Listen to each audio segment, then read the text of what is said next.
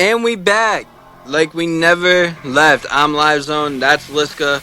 We got another Off the Ropes podcast here for you. Lhska, let us know what we're getting into at first. Well, first thing I want to talk about is Jordan Grace up in the WWE. Got a little bit of TNA, WWE action crossing around right here. Forbidden Door. I personally love it. I would love to see more invasion-like material, more WWE versus TNA-like things.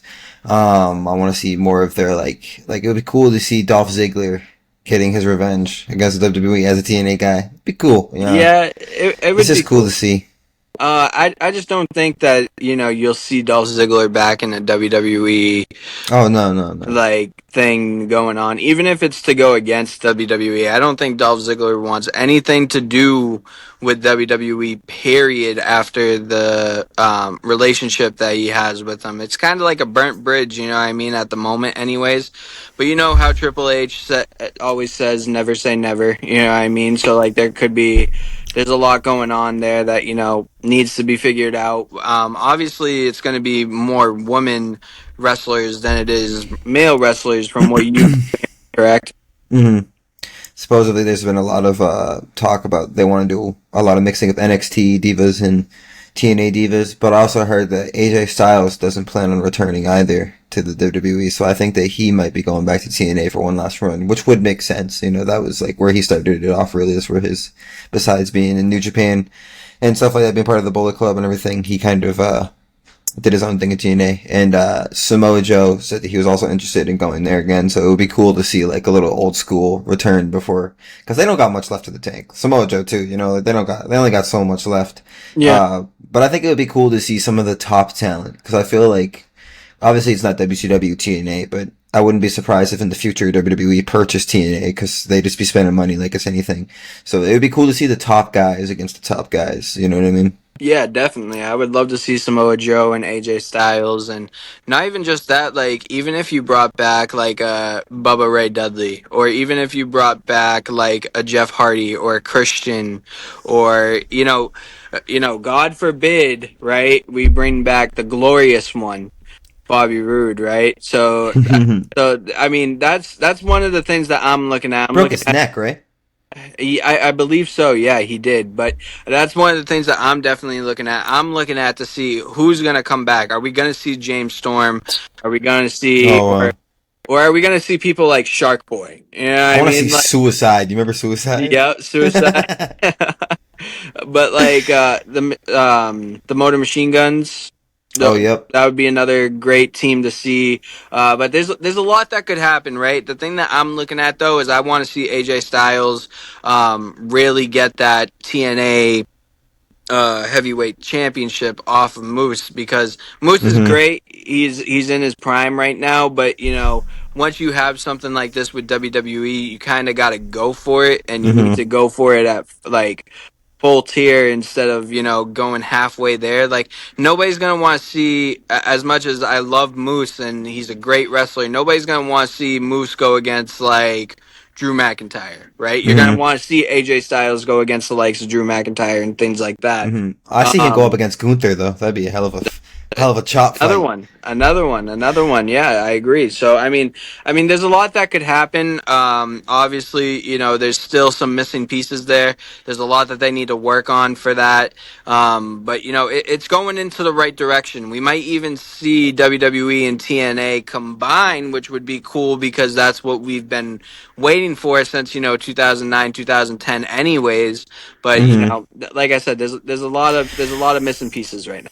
I feel like if the WWE was smart, as much as everybody hates every other brand, they would work with them in terms of being like, you mentioned us, we're on the show next week. Like, do something about it. You know what I mean? I just wish that, obviously it doesn't really make any sense, so that they wouldn't do it, but I thought it'd be cool to see stuff everywhere.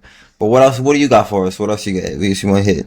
So another thing that I want to hit on is Ricochet. Ricochet does not plan on intending to re-up his contract with WWE, which is surprising to me. There's a lot of reasons why I've heard that he wants to look at the market. I've heard that he has injuries. So maybe, with it being one of your favorite wrestlers of all time, I mean, maybe you can go into it a little bit.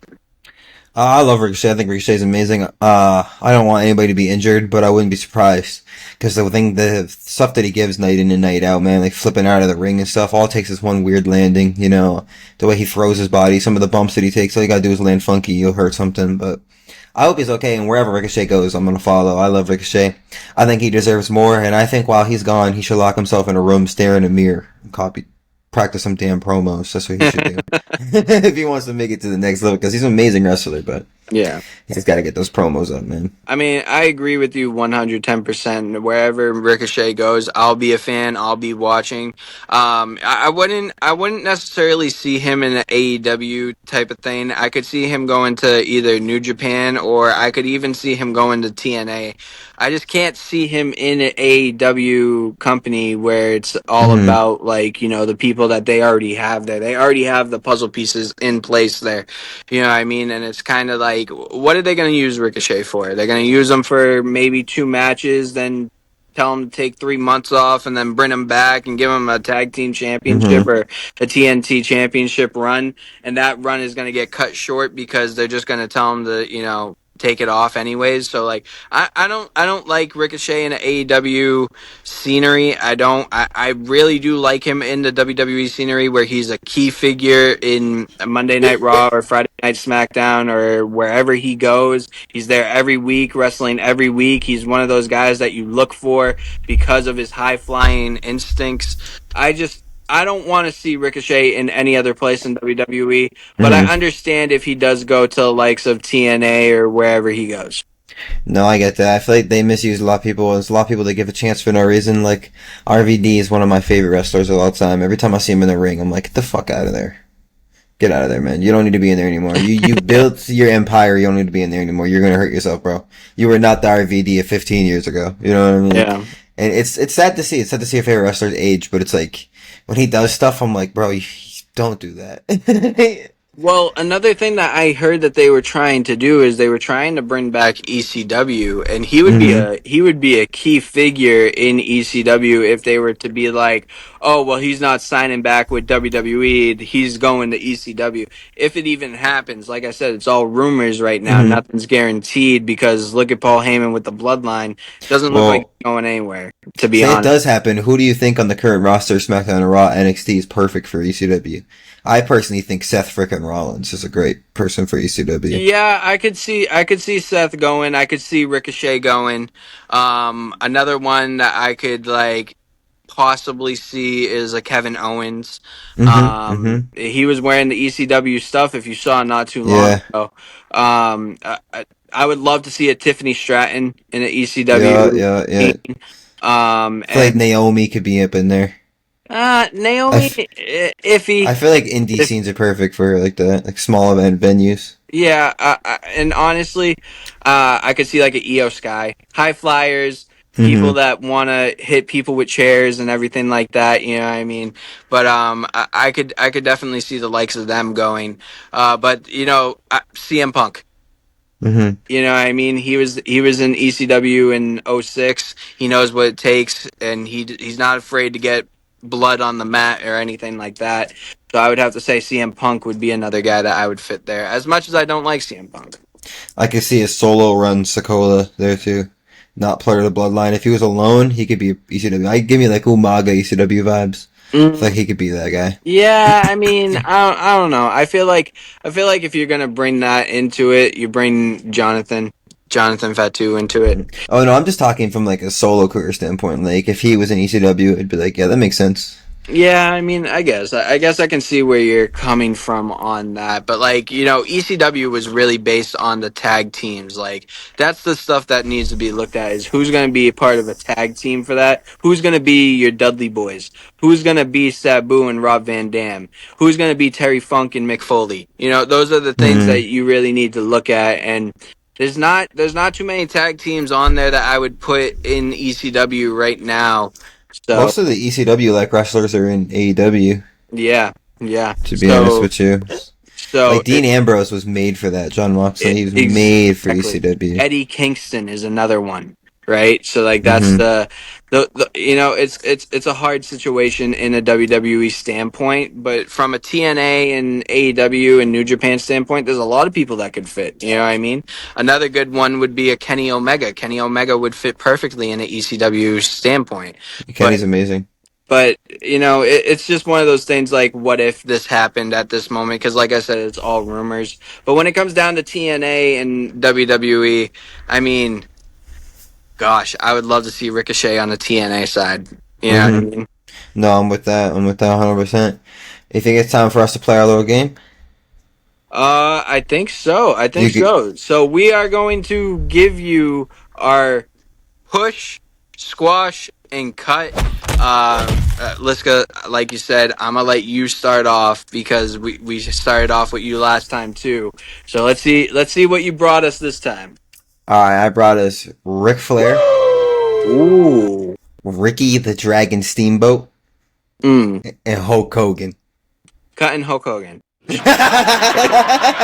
don't know, gotta. no hesitation. There's no No. hesitation. Didn't have to tell me twice. I am I'm done. cutting Hulk Hogan.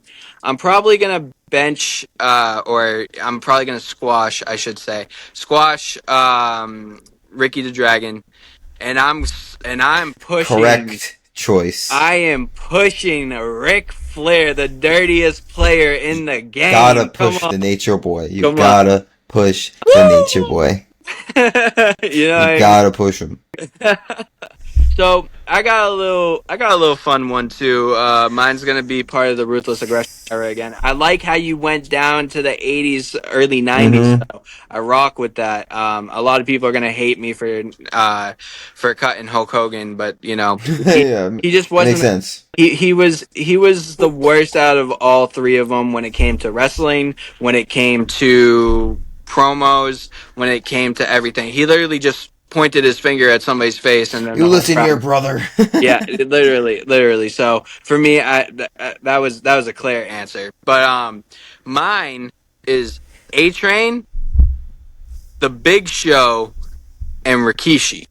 All right, well, I'm cutting A Train. Ooh, okay, okay. Um, Is there a reason for that?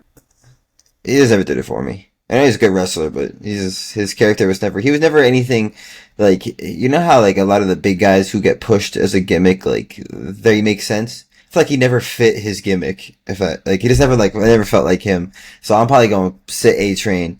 I'm probably going to cut A Train. I'm probably going to sit on the Big Show. So So you got stall anything, squash. You and got I'm gonna squashing. squash the Big Show, and I'm gonna definitely push Rikishi to the top. I know he's going to push Okay, Rikishi to the top because there ain't nobody who moved in the ring like Rikishi at that size, man. He was an incredible wrestler. 110%. I agree with you. And he was so lovable in general. Him It- it- dancing, Scotty Too yeah, Hottie. I mean, the real bloodline. He was part of the real bloodline, right? It was Exactly, Rock, exactly. Rikishi, all of that stuff. So I can see why you went with Rikishi there. I'm surprised. I'm surprised with the A Train one. Honestly, I really thought that you were going to push A Train. I don't think A Train's on the level of either of them. That's surprising on my end. That's a hot take on because when A Train was in his heyday in the early 2000s, he was great. He was Hmm. great. Like even in a tag team situation or a singles situation, like you always wanted to see A Train. I mean, maybe you were a little turned off by his hairy chest and everything like that, but I like didn't like Rico either. well, Rico wasn't.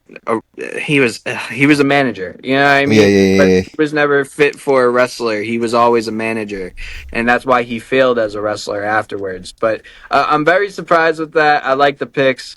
And then, I mean, other than that, do you have anything else that you want to talk about? No, just they're building the. I don't even remember what it's called. Clash of the Castle. They're building that now. I think we're getting Cody and AJ Styles once again. Yeah, I Um, I would agree with that. I think that we got Drew McIntyre and uh, Damian Priest, Piper Knight, was it Nevin? Piper Nevin and Bailey. Yep. Chad Gable and Sami Zayn, and Bianca Belair, Jake Cargill versus Albert Fry, Issa Dawn versus Shayna Baszler and Zoe Stark. I think that Chad Gable gets either gets it done, or he comes up short and his team turns on him. That's like the big thing there. I think that this is the end of the bloodline. I mean, not the bloodline. This is the end of the Judgment Day as well. I think that you see the end of Damian Priest's run, and I think that he tries to go on a solo run. I'm also very shocked about the lack of. I'm assuming the Bloodline's going to face Kevin Owens and maybe Randy Orton. I don't really know. I'm just surprised that they I haven't don't think really. it's going to be Randy Orton. I think it's going to be the Street Profits. Yeah, it's just weird that they haven't really built into that or even really talked about terms of a pay-per-view between them two. You know what I mean? Yeah. Well, I mean, they're not really pushing for that at the moment. They're really pushing the champions right now. That's what it's about. They're trying to build champions because it's not like you have a Roman Reigns there anymore or you have a Bianca Belair there anymore, right? So it's something new. So they're trying to build their champions as much as possible, which I get.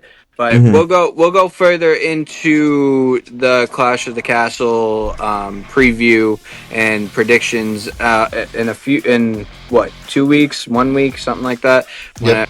So we'll get further into that eventually in the near future. But with that being said, I'm LiveZone. That's Lhska. This is Off the Ropes. We'll see you next week. Stay tuned. Peace out.